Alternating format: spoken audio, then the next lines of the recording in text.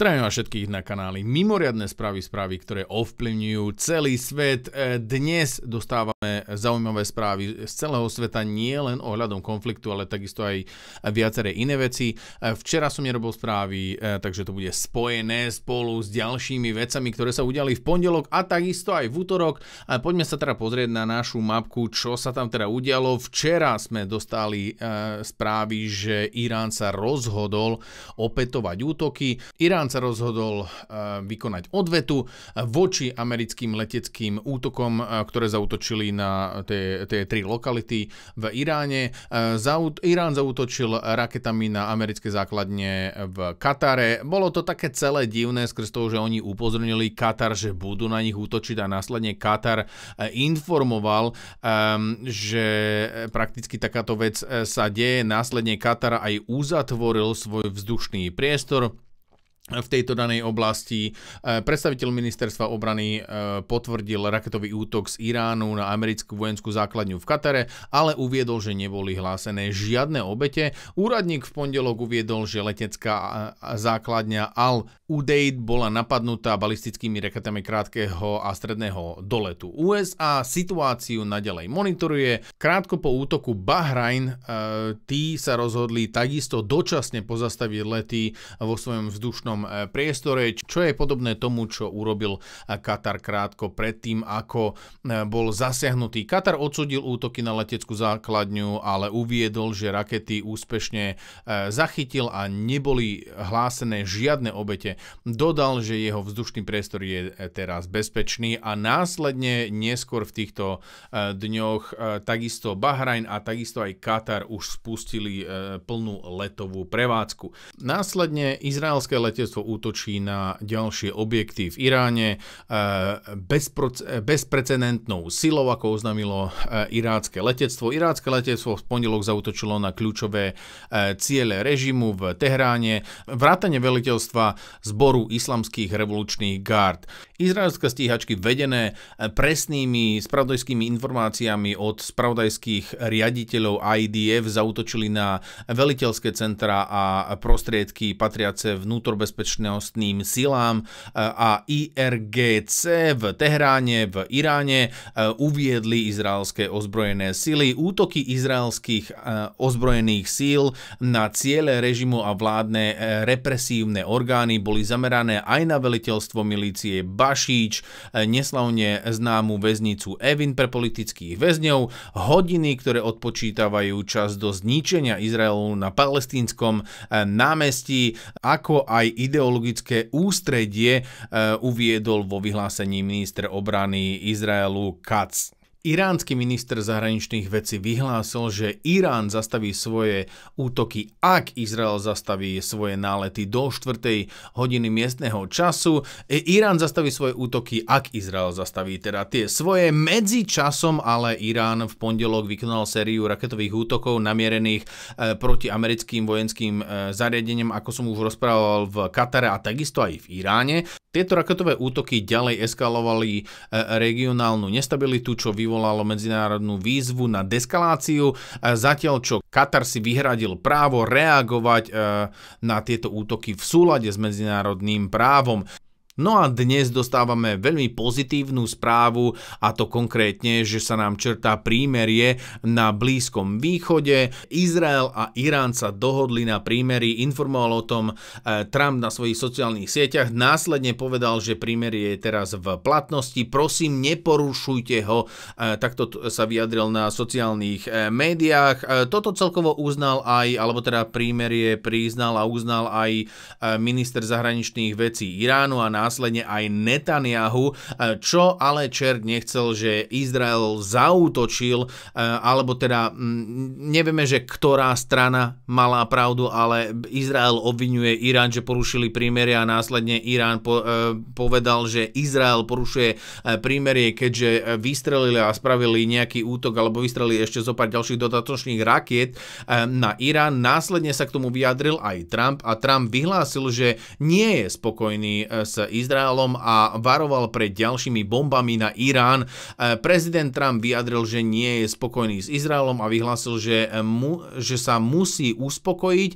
Trump kritizoval Irán a takisto aj Izrael za porušenie prímeria a povedal, že nevedia, čo do pekla robia. Takto konkrétne sa vyjadril Trump. V podstate máme dve krajiny, ktoré bojujú tak dlho a tak tvrdo, že nevedia, čo do pekla robia, povedal Trump novinárom v Bielom dome predtým, ako odcestoval do Hágu na summit NATO. Približne v tom istom čase Trump v príspevku na Truth Social, čo je jeho vlastné sociálne médium, zaútočil na prezidenta Izraelu, čo bol pre amerického prezidenta pozoruhodný krok, keďže dlhoročnému americkému spojencovi odkázal: Izrael, nezádzuj tie bomby, ak toto urobíš, je to závažné porušenie prímeria, prineste svojich pilotov domov hneď. Takto reagoval na túto situáciu celkovo Trump. Zatiaľ teda to prímerie stále funguje, vyzerá to tak, že prestali nejaké tie útoky, uvidíme, že ako dlho im to vydrží. 24.6.15.41 natáčané toto dané video a zatiaľ tu nemáme žiadne dodatočné správy, čo sa ale môže raz, dva zmeniť. Putin takisto sa vyjadril k tým krokom, čo spravila Amerika na Irán. Putin odsúdil americký útok na Irán. Putin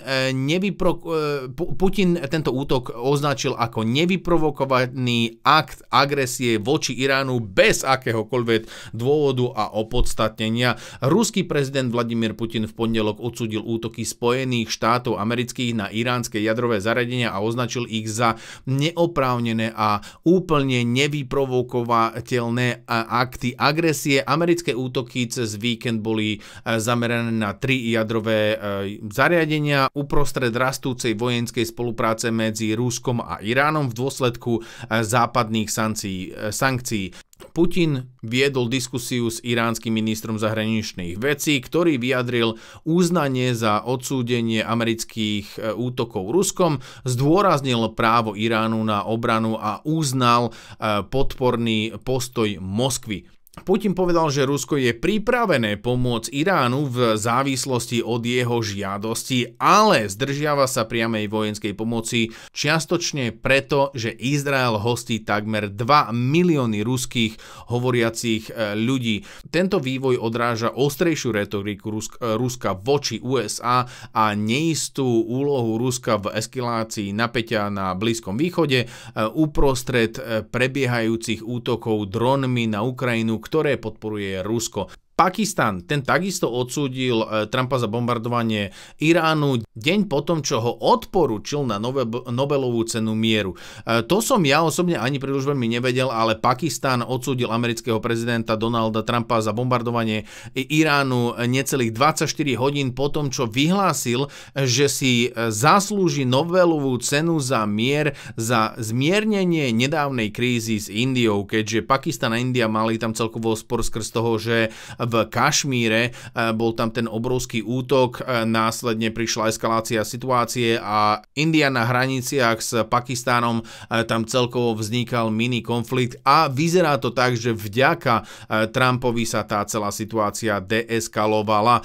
Takže budeme musieť monitorovať aj túto situáciu, že či náhodou sa tam neobjavia ešte nejaké staré rany a nejaké staré spory medzi Pakistanom a Indiou. India takisto jadrová mocnosť, čiže treba si tam takisto dávať pozor. 25 ľudí zahynulo po tom, čo izraelské sily spustili paľbu v blízkosti nákladných vozidiel s humanitárnou pomocou v Gaze. Za to je celkovo odsudzovaný Izrael, že k takéto veci došlo. Izrael sa zatiaľ teda nevyjadril, že kvôli čomu tam boli spustené tieto dané útoky. Viacerí hovoria, že to nebol útok, ale len obrana. Následne práve ľudia v Gaze rozprávajú, že to bol čistý útok. V útorok skoro ráno zaznela paľba z izraelských vojenských jednotiek a dronov zameraná na stovky ľudí zhromažďujúcich sa v centrálnej časti Gazy, čakajúcich na kamióny s humanitárnou pomocou, čo malo za následok najmenej 25 mŕtvych. K útoku došlo uprostred prebiehajúcej vojny medzi Izraelom a Hamásom, ktorá sa začala po tom, čo militanti Hamásu 7. októbra 2023 zabili približne 1200 ľudí a zajali 251 rukojemníkov. Očití svedkovia opísali, ako drony monitorovali davy predtým, ako vojaci a drony spustili paľbu, keď sa ľudia pohybovali na východ k vozidlám s humanitárnou pomocou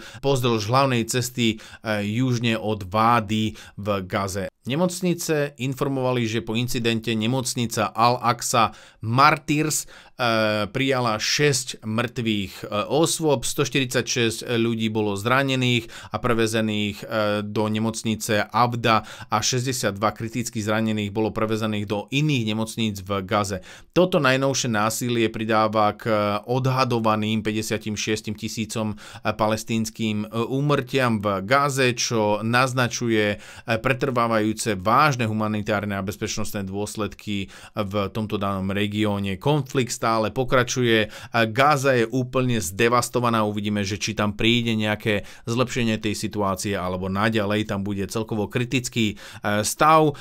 Následne máme tu aj ďalšiu novinku a inú správu, a to konkrétne, ktorá prichádza z Damašku. V Damašku bol takisto bombový atentátnik a strelec a bombový atentátnik, ktorý sa odpálil a zabil zhruba nejakých 22 ľudí. Turecko na to reagoval, respektíve Erdogan, turecký prezident, reagoval na to a povedal, že nedovolí teroru, aby zatiahol Sýriu späť do nestability.